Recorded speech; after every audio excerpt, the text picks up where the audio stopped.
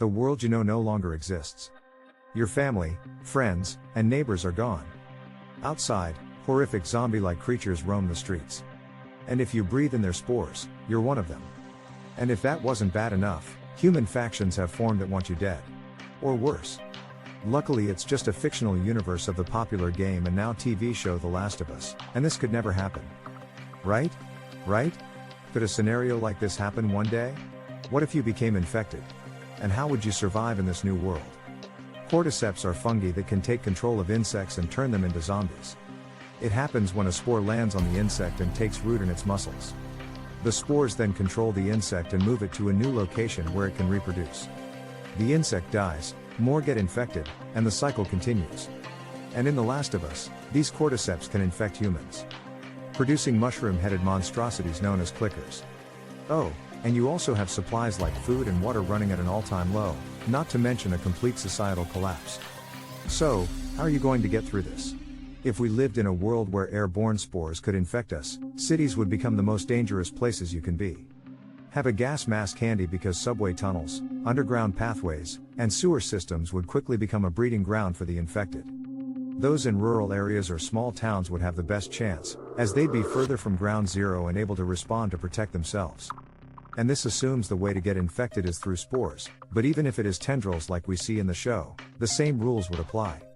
If you're in a colder region like the Arctic, you would be in luck. The spores wouldn't be able to reproduce or survive due to the cold weather.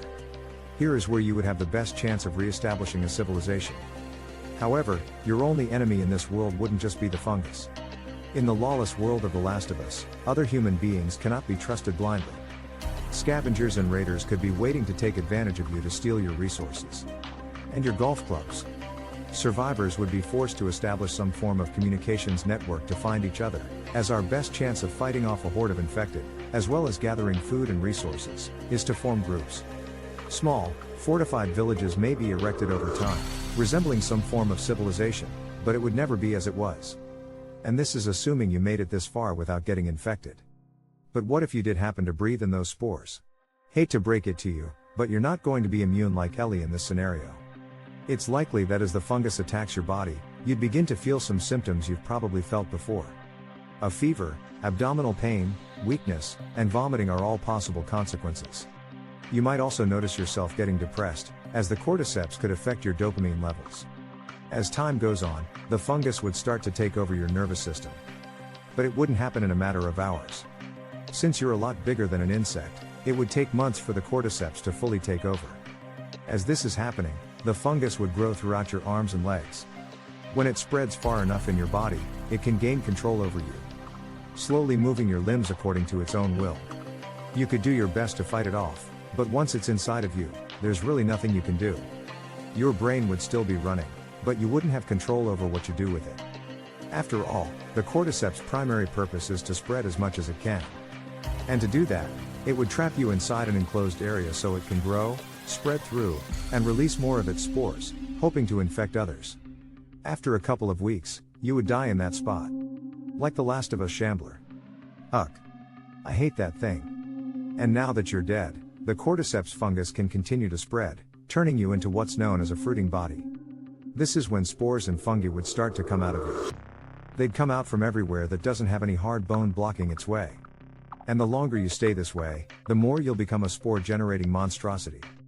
But how possible is this really? The Last of Us poses a theory that if fungi evolved to withstand higher temperatures, then it could infect humans. And in the show, that very thing happens. But how likely is this? Right now, the cordyceps fungi need a temperature between 20 and 30 degrees Celsius, 68 to 86 degrees Fahrenheit, in order to survive. Luckily for you, the human body's temperature is closer to 37 degrees Celsius, 98 degrees Fahrenheit, meaning the cordyceps wouldn't be able to withstand your body heat. Phew. But what if the cordyceps were able to survive in higher temperatures? You'd still be fine. This is due to our bodies being much more complex than a simple ant and our immune systems being much stronger. So looks like you are immune like Ellie after all. You can rest easy knowing you won't turn into a zombie from these things.